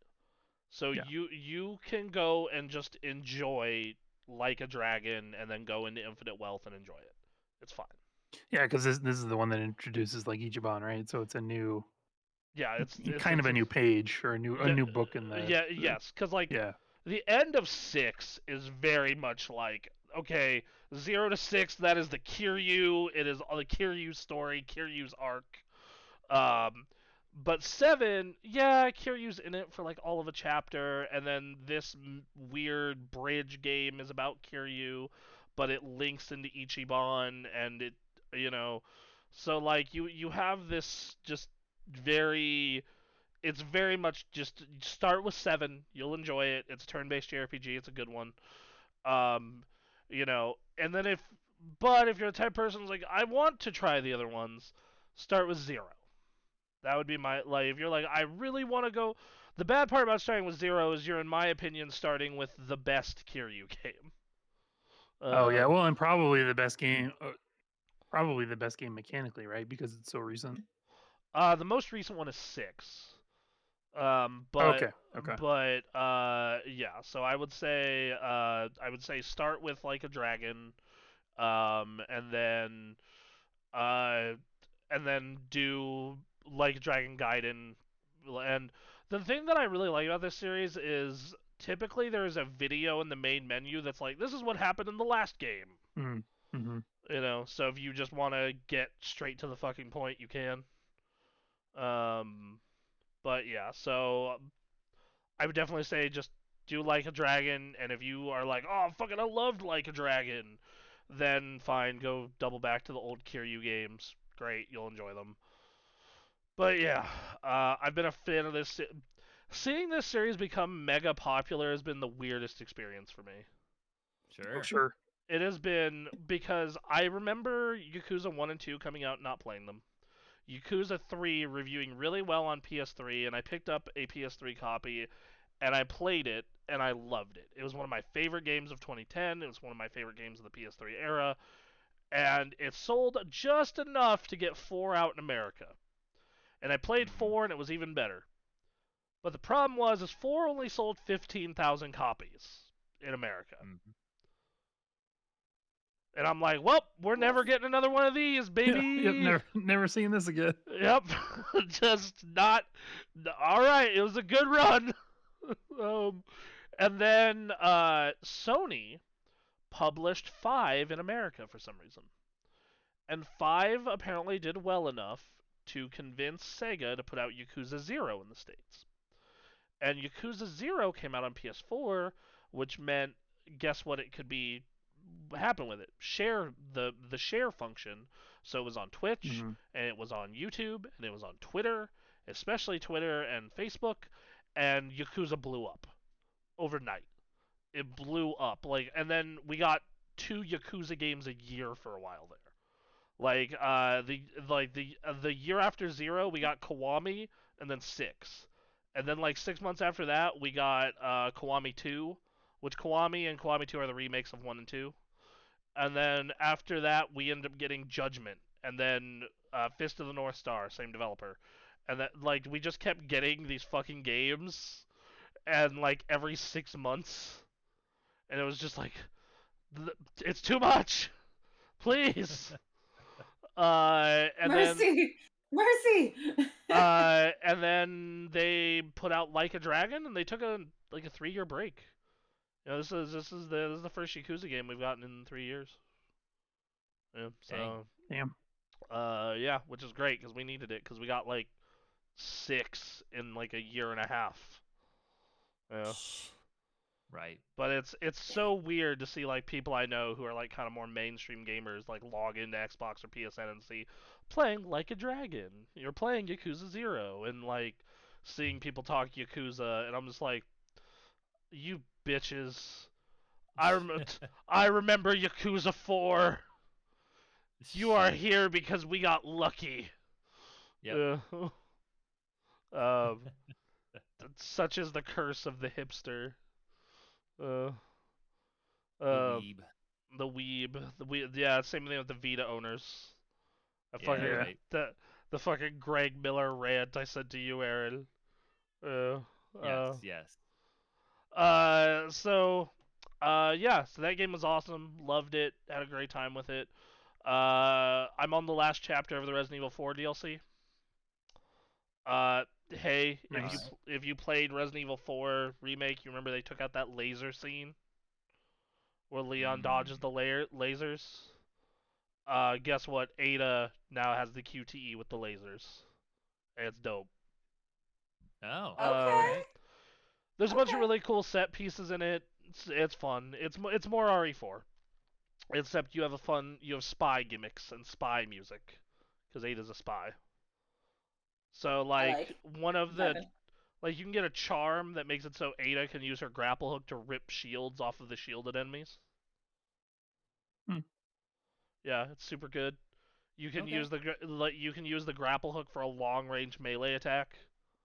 So if you like shoot a dude's legs out and he's like on his knees and it has the melee prompt in those games, instead of having to run up to them, you just press the button and she zips over and just kicks him in the head. It's fucking Alright. dope. Nice. Yeah, no, that game is there's a reason why it's Game of the Year contender. Love it. Talked about to death. If you haven't played RE4 Remake, you should play RE4 Remake. It's awesome. It's really good. And then we did Dark Souls. We got out of Blighttown. We did it. And I thought we weren't gonna get out of Blighttown that night. Like I was just Yeah, I didn't think so either. like we got down there and I was like, I'm gonna collect these souls, do an attempt, and then like homeward bound out if I know I'm fucked. And we got to the end and we did it. We beat her. We're out of Blighttown. The nightmare is over. Oh. Now the new nightmare begins. Yep. Yeah. Oh, fuck. I actually looked up at the pathing for the game, and we're actually in the last third of the game apparently. Oh, shit. Oh, really? Yeah. Huh. We have 4 more zones left. We have a fuck ton of bosses left, but we only have 4 more zones left. Okay. And I think next stream, because I'm gonna go through our current lava zone, but if I can find a shortcut back to the bell tower, like the original bell tower, I think I'm gonna go take another crack at that goddamn dog. Because I've leveled up like 12 times since my attempts on that dog. Oh dear. So I'm coming for him. Yeah. Let's do it. I'm not gonna lie. This is the kind of shit why I love Dark Souls. It's just like you are in the depths of despair, and then you come out on top. Mm-hmm. Yeah. Sure. Just I got that W, baby. And then lastly, WoW. I got Keystone Hero this week. Nice. Or last week. Sorry, I got Keystone Hero during week 2. Got it. So I got Keystone Hero, first Keystone Hero in the guild. By far the most geared person in the guild. Cleared the raid on normal in a pug. Guild group is 8 of 9. I'm 7 of 9 heroic on my warrior. And then I'm 7 of 9 normal on my alt mage. On bosses, I'm just having a great time playing it. Once again, it's WoW is good again. WoW is good again, man. It's awesome. That's what I've been hearing. It's I post that meme of Rafiki, the king has returned, but like, nah, man, that's what it feels like. Like it feels really like man, WoW is back. From a gameplay standpoint, the story of Dragonflight has been mid as fuck. Outside of the side stories and like the books that you find. Like the books have been the books that you'll find in the world scattered around, like that expand on the lore, have just been sick as hell. I know Ninja, I sent you that Edicts of the Prime Designate. Like holy shit, wild. But the actual MSQ story is the most bland, generic, doesn't understand the tone of Warcraft at all. And I'm really hoping that because Chris Metzen came back the month after Dragonflight launched. So my hope is he sees this shit and he goes, okay, look, you obviously don't understand the tone of this universe I built at all. The tone of this universe is the Warlords of Draenor cinematic. That is the tone of World of Warcraft. Okay, like, yes, there are some heartfelt moments in it, for sure. Like, Warcraft has always had a little bit of that in pieces. But it's big, comic booky, hair metal fucking shit. It's like it is that Garrosh travels back in time to convince the orcs not to fucking drink the demon blood, defeat the fucking Manaroth, and we will never be slaves, and building the new dark portal.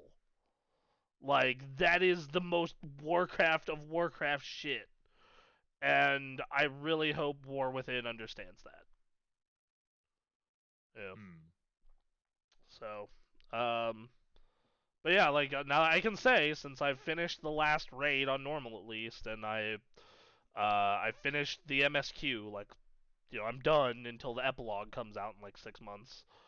I can say that from a gameplay standpoint, they have pretty much fixed World of Warcraft, and the small gameplay changes coming in War Within fixed a few things that I'm not happy with.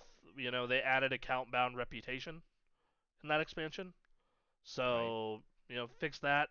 They're doing a count-wide transmog, so all the mog farming I do on my warrior, anything I find during that will go to my alts. If anything, this just means that I'm playing alts way harder as well. So that's awesome. They've just added a bunch of stuff that's just fucking awesome. That's the best way I can describe it. And all of my complaints have been fucking addressed with the gameplay.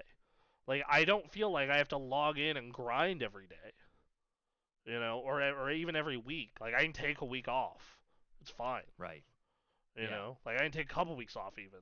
Like, and I feel as like if you're like me and you're a very goal-oriented player in these kind of games, like, you can get your goals done in a month or two and take 4.5 months off and come back for the next season. Dang, that's nice. And not have to, like, because, like, I've achieved pretty much all of my goals except 2 for the season, and it's only been a month. Right. Now, granted, I've been going really hard, to be fair. But, like, the only things I don't have my AOTC yet. I'm 2 boss fights away. And I don't have, I typically like to get a full Mythic raid set, which requires doing plus 17 keys and higher, and then turning it into tier with the creation catalyst. So but that'll come with time. And if I want to, I can let those because those catalyst charges come out every other week. So if I want to take a couple months off, come back, farm out the gear and some mythics, change it all to catalyst with the catalyst, and then I'm done. That's it.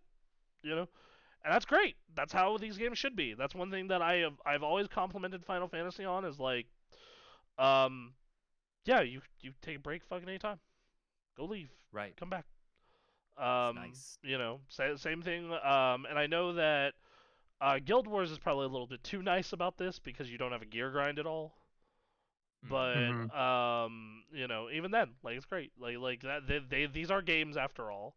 And I feel that World of Warcraft for a very long time fell into this is the only game you need. This is the only game you're gonna play. And grind. Like Shadowlands and BFA were like the peak of that, right?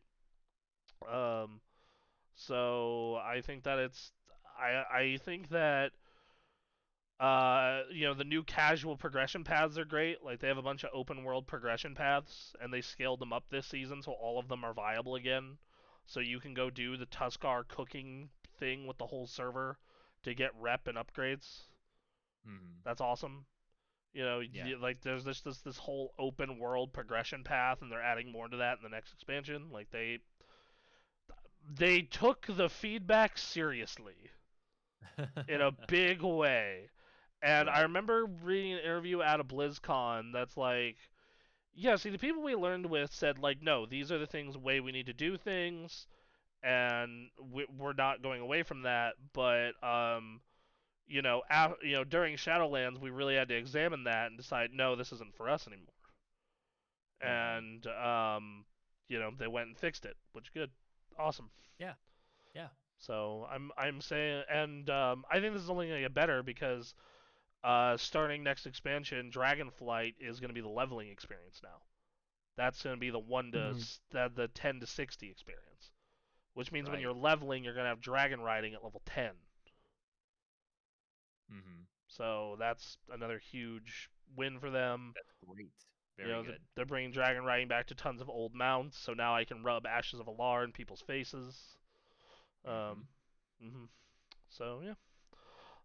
Good on you, Blizzard. Keep it up. Keep it up. You did it. Don't fuck it up. Right, exactly. I'm counting on you that you're gonna fuck it up. It's likely to happen. I have a lot more faith in the story now that Chris Metzen's here. So, right. Hey Ninja, you played some of that there, Persona 5 Tactica? Oh yeah. I've been playing that for a couple of weeks now. It's pretty simple from a tactics game perspective. Oh. Is it simple like even my dumbass could play it, or is it like simple by the standard of these games?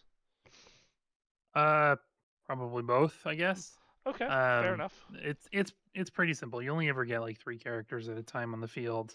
They have this like puzzle mode where you have to like do certain objectives across a map within one turn, and the way you do that is by like using one character to get like critical hits or target weaknesses to extend their turns, which then can allow another individual to extend their turns, and so you just do this chain of turn extensions to get through the map, and that's pretty fun and has been pretty complicated.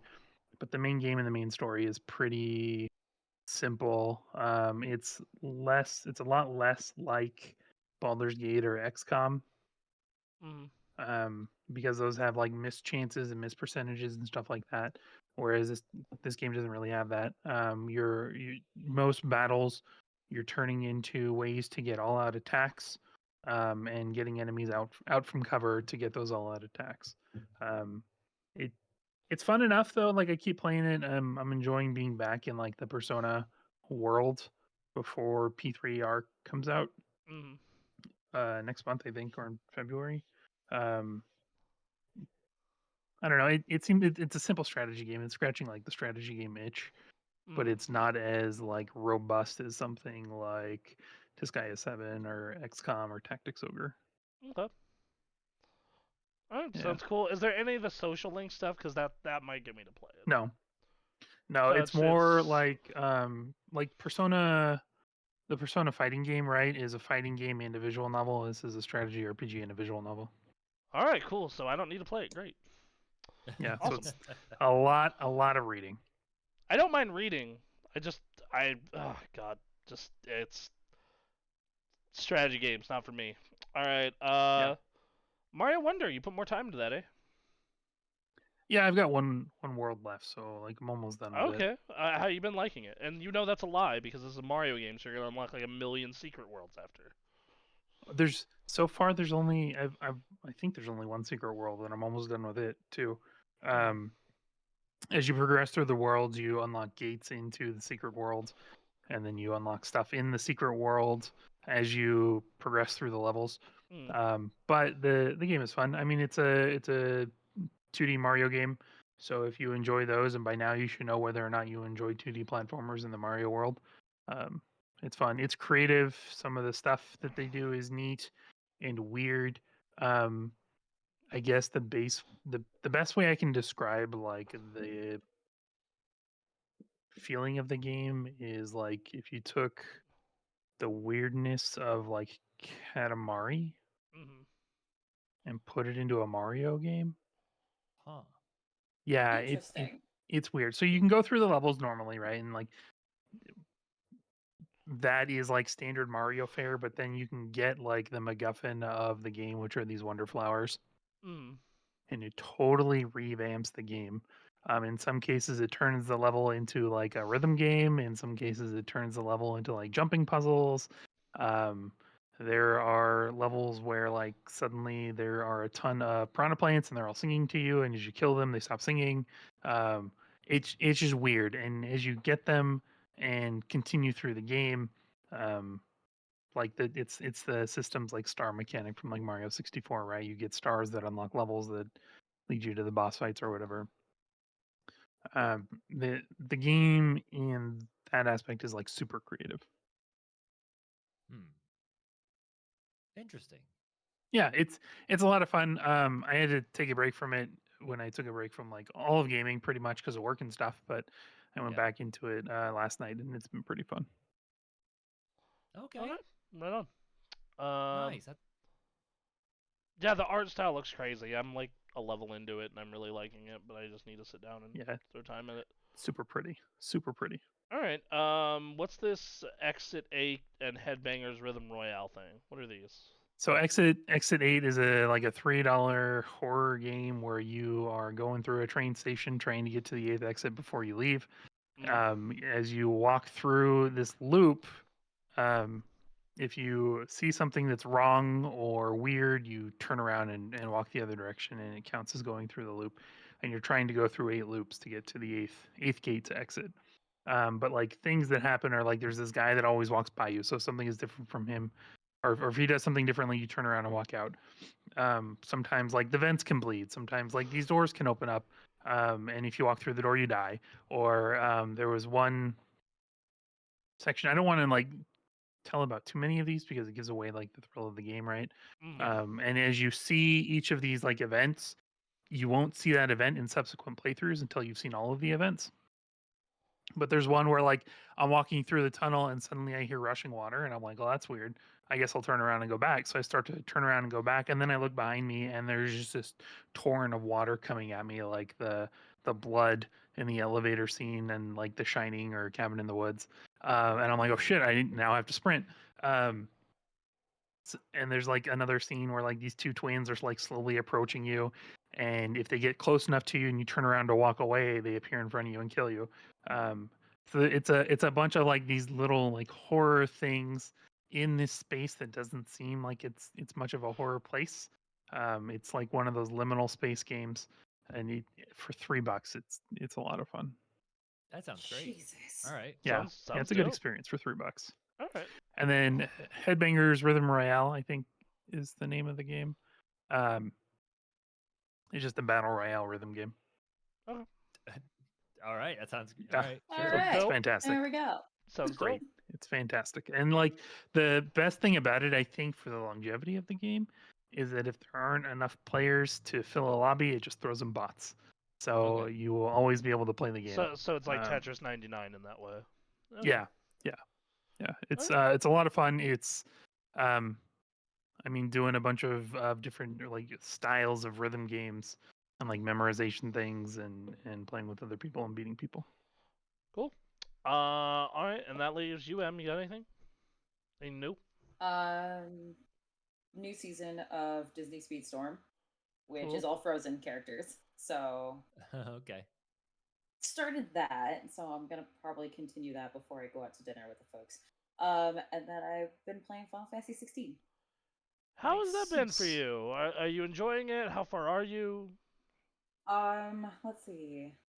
I have obviously my Phoenix, Garuda, Ramu, and starting to gain more control of Ifrit. So that's been interesting.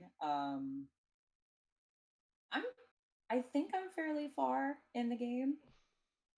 I don't know exactly like relativity. I would say the halfway point is about when you fight Titan. Yeah, I haven't reached Titan. I fought Typhon. Yeah. Which that was a bitch. But I haven't found Titan, not yet.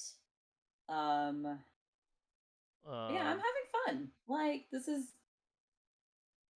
probably more fun I've had playing this than 15, and I've put some good time into 15. Nice. All right, cool. So I'm probably gonna play more of that later. So okay, right on. Let me tell you right now, the Titan fight in particular is also fucking crazy. It is like legitimately. is it? It is one of the Shit. most impressive set pieces I have ever seen in a fucking video game. That's And wild. the music for all the boss fights. Oh, it's so good. It's so good. Like the one with Typhon was so good. Like I was kind of vibing with it. I was just like, yeah, like most of that game's want this music. Most of that game's music I classify as fine, but the boss fight, basically the way I describe most of that game is, yeah, most of it's pretty good or okay, but the boss fights are fucking incredible. Yeah. And I alright. see what you mean with what you've been talking about with the side quests and Oh, they're just chores. combat and all They're that. chores. They're the definition of chores. Busy work chores. But the set pieces, oh my god. Yeah, they're nuts. It very much feels like what I was saying is like they submit a premise or a story thread, you build up, have this insane crazy climax that's awesome, and then have 1 to 2 hours of busy work bullshit chores. Yeah, very similar to the way Final Fantasy 14 does it. Because same people, like great. Yeah, that makes sense, right? Great initial plot thread, build up, awesome payoff, bullshit and busy work for 1 to 2 hours. You know, like that's what it is. All right, well, I think that's it, guys. We got anything else? Nah, video games are cool. No. Video games are dope. Play them. Go play more. We're gonna we have the Game Award stuff on the 7th around 8:30 at night Pacific Standard, and then we're doing our own Game of the Year stuff on January 7th, where we're all gonna come up with our own top 5s, top 10s, depending on who played what and how much of it. And we'll talk to you then. We love you. Bye. See ya. See ya.